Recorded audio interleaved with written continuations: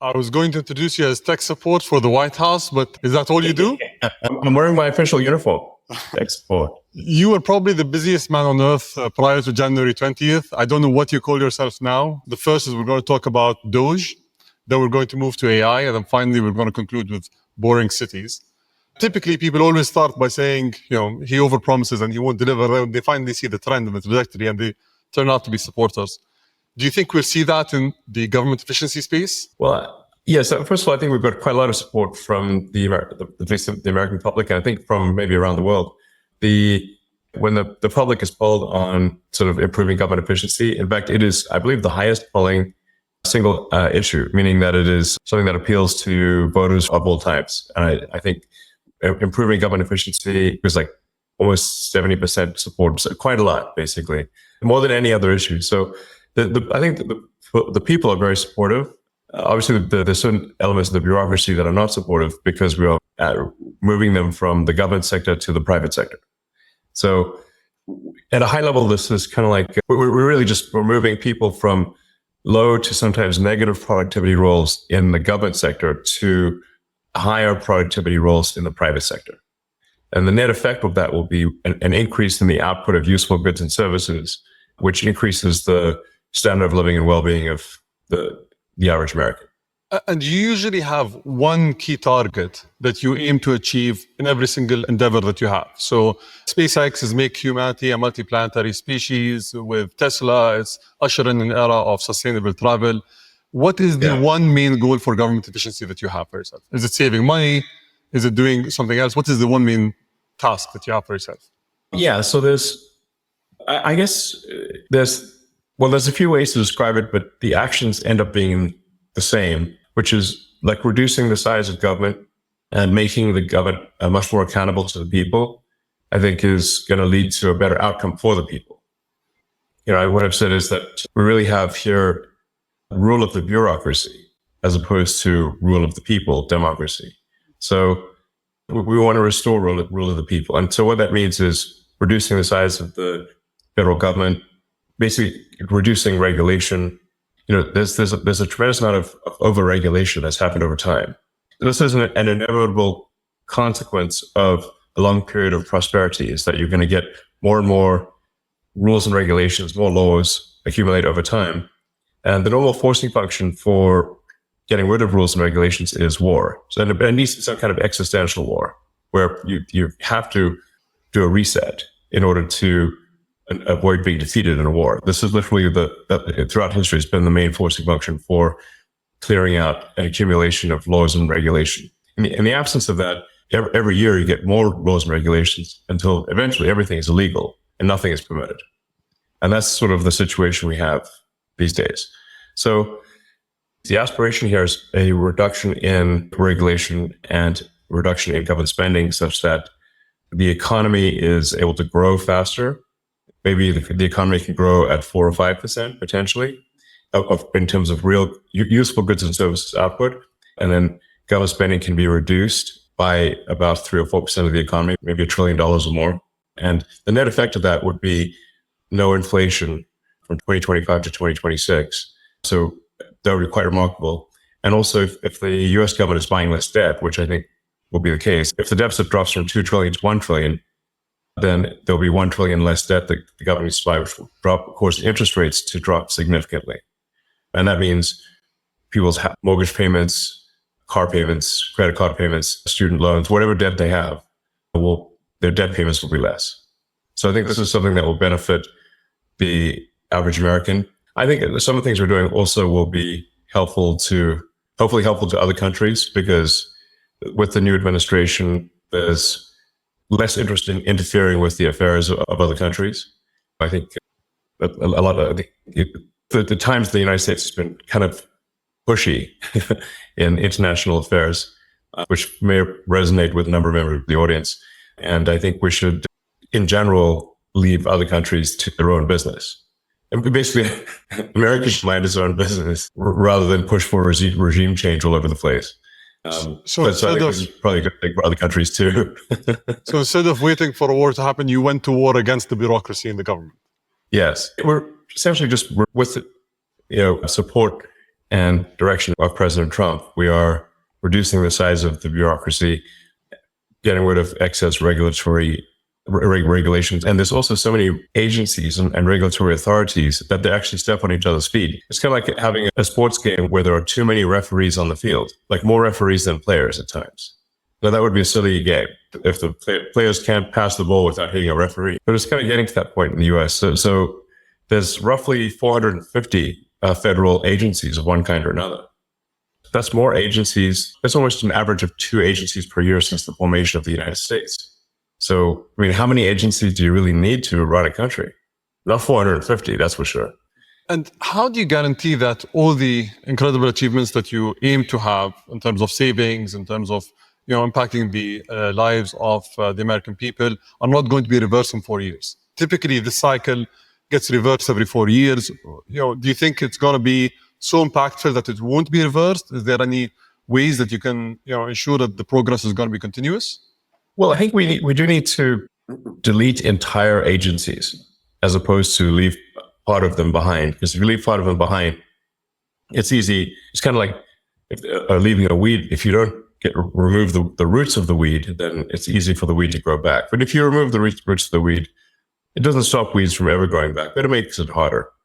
So we have to really delete entire agencies, many of them. Bureaucracy in some new administration, but it'll be from a much lower baseline. So it's a step in the right direction. I think the overarching goal here is to lay the foundation for prosperity that will last many decades, maybe centuries. Nothing's forever, but I think we can strengthen the foundations of the United States substantially. And what lessons can other governments learn from the US? You say tech support on your shirt. Is that only technology, or is there other things? How do you approach efficiency? Well, a shocking percentage of the problem, well, maybe it's not shocking for those who know it, but a big percentage of the problem is improving the technology that the government runs on. So the US government runs on a collection of thousands of computers, many of them antiquated, running very old software, and the computers don't talk to each other. In order to make the government more efficient, you have to improve the technology. You may have read about the example I used recently when President Trump was signing one of the DOGE executive orders of the difficulty of U.S. government workers retiring. Like the maximum retirement rate is $10,000 a month.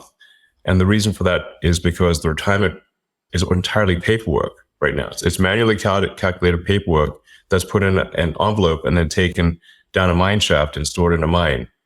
And then one of the things that affects the rate at which federal workers can retire is the speed of the elevator in a mine in Pennsylvania, which is bizarre because it should be digital, So then when we said, well, why isn't it digital? They said, well, we have had a digitization program going since 2014. So then we asked, well, so how much progress have you made? And they said, B. You mean you're giving yourself a grade of B? No, we're on the letter B. So we're like, okay, we're going to need to really provide some tech support here. Otherwise, literally, people can't even retire, even if they want to. It's pretty bad. There's a lot of software systems that need to be updated and fixed, in some cases deleted.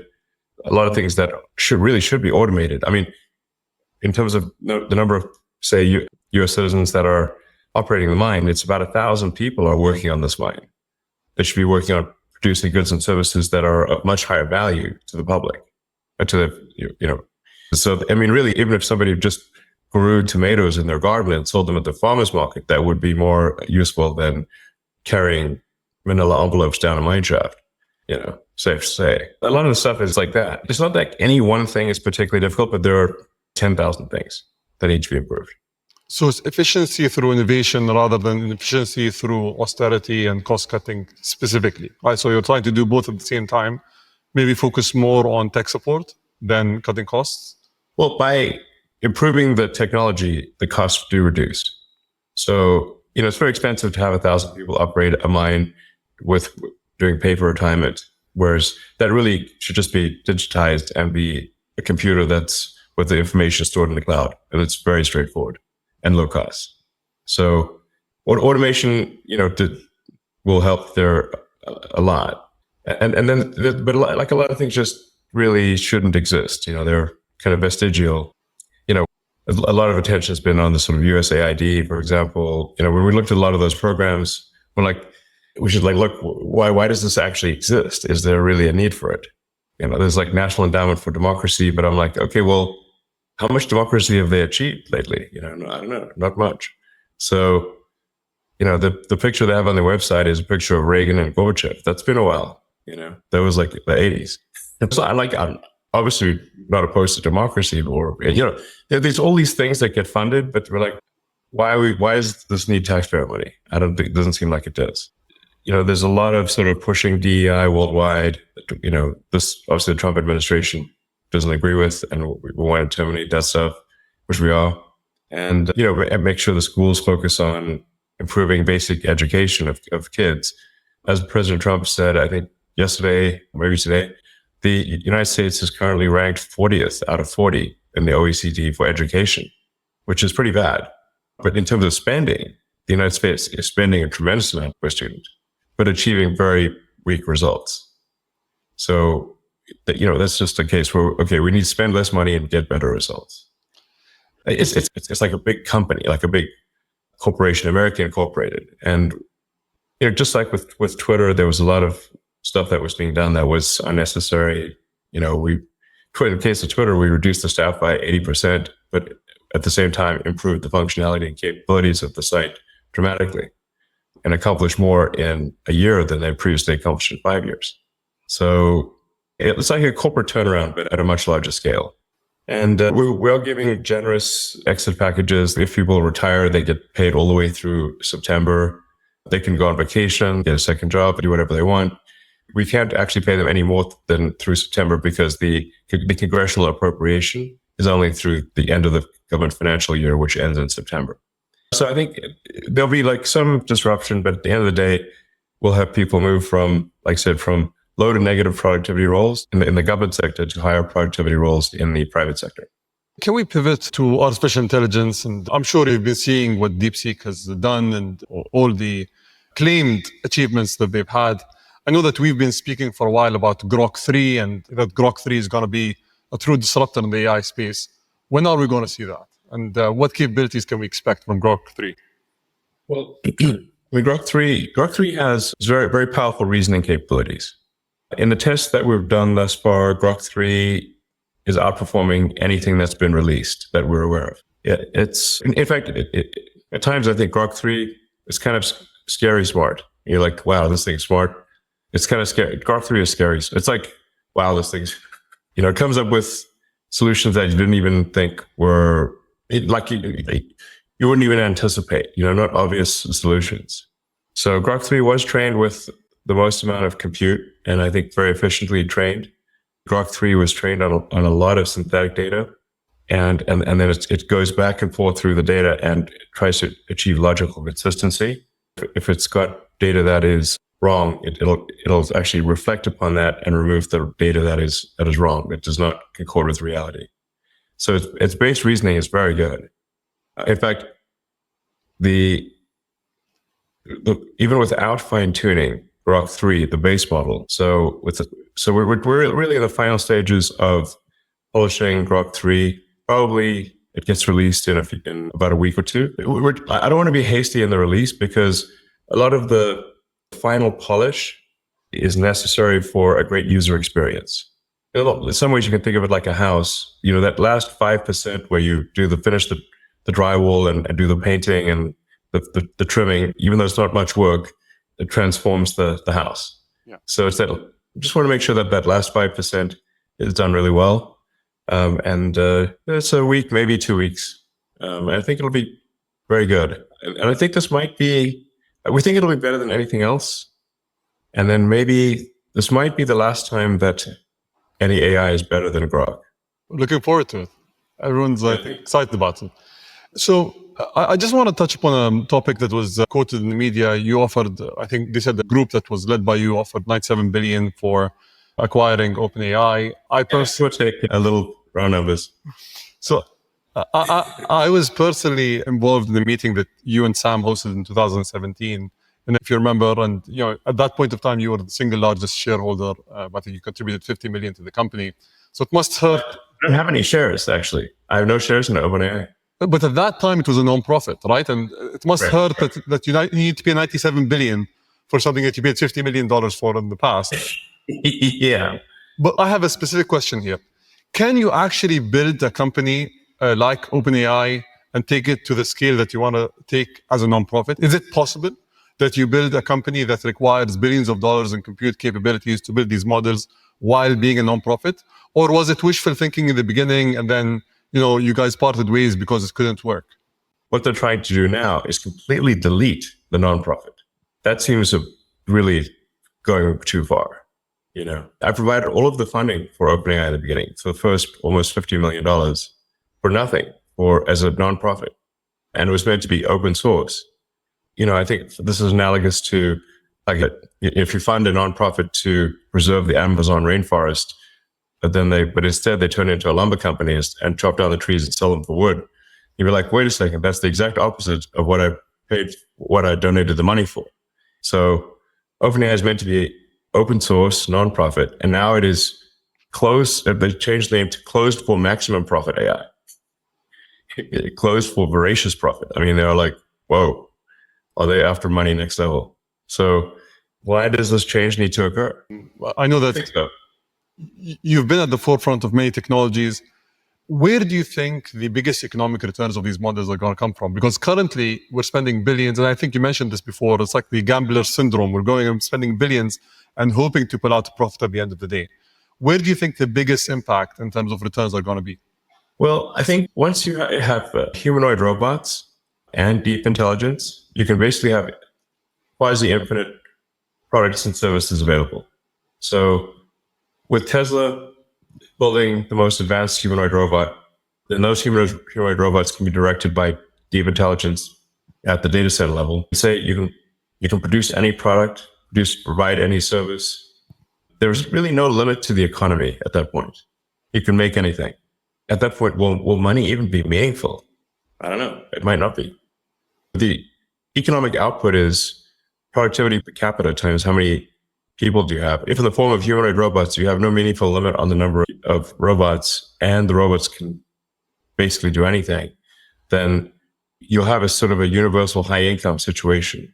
Anyone will be able to have as many products and services as they want, with the exception of things that say have artificial scarcity, like a particular piece of art or something like that. But for any goods and services, they'll be available to everyone. So you've been... It's going to be a very different world, In fact, I recommend that people read maybe the Ian Banks, the culture books for a frame of reference. Because money is like a database or an information system for resource allocation. But if you don't have a scarcity of resources, it's not clear what purpose money has. Have you watched the movie Idiocracy? Yes. How do you guarantee that we don't end up in that world if we don't need money, if AI can think for us and do all these tasks, if as people, we're dependent on something else to run the society and everything around it? How do we not end up in that world? In the long term, I mean. Well, I think Idiocracy was basically saying that if smart people don't reproduce, but only dumb people do, then everyone's going to be dumb. That's the opening sequence of Idiocracy. The first 10 minutes are amazing. And I hear people unironically say the statements that are said in the opening sequence of Idiocracy, where, they don't have, they're too busy with their careers to have kids, and they keep postponing having kids for their careers until they're too old to have kids, and then they don't have kids. And I've heard many people be like that. So yeah, I mean, I don't know. I think we might be headed to a bimodal human intelligence distribution, where there's a small number. It's kind of maybe like more like Brave New World, Aldous Huxley, where you've got sort of a small group of very smart humans, but then maybe the average intelligence drifts lower over time, potentially, because we have assorted of mating, in the last few decades or several decades that did not exist before.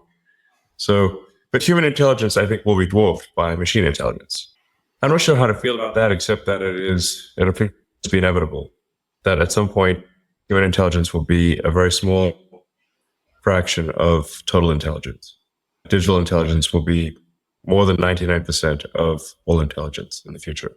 So hopefully the computers are nice to us. I think it matters like how we bring up AI, because you can think of AI like a super genius child, but it still matters even if you have a super genius child. Like what sort of values do we instill in that child? What do you say that teach that? How do you, as a child's growing up, what values do you teach the child? And something that I think is extremely important is to be maximally truth-seeking. I think that's what's the most important thing for AI safety. I think it's to be maximally truth-seeking. And I think also curiosity is important. And I think if it's curious and truth-seeking, it will foster humanity because it will be curious about how humanity would develop. So I think that if it's curious, it would be curious about, okay, let's see how the humans do. Let's foster their development. And if it's truth-seeking, we can avoid dystopian outcomes.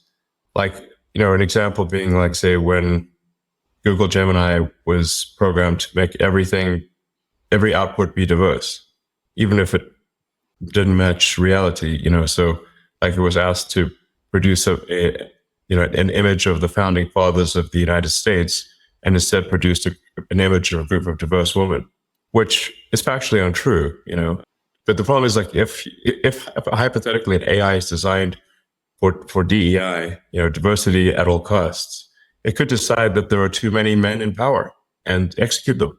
So problem solved. Or it could decide that that misgendering is the worst thing that could possibly happen. In fact, I believe, not to pick on Gemini, but I think because ChatGPT has had this issue too, is like if you ask the AI, which is worse, misgendering Caitlyn Jenner or global thermonuclear warfare, and it said misgendering Caitlyn Jenner, which is troubling because then it could decide. And in fact, even Caitlyn Jenner weighed in and said, no, definitely misgender me. That's way better than nuclear. So, but if you have these crazy things that are untruthful, that are programmed in, that don't reflect reality, then you could have a very dystopian outcome. Like, to give you another example, like Arthur C. Clarke, who is very good at predicting the future. He did 2001: Space Odyssey.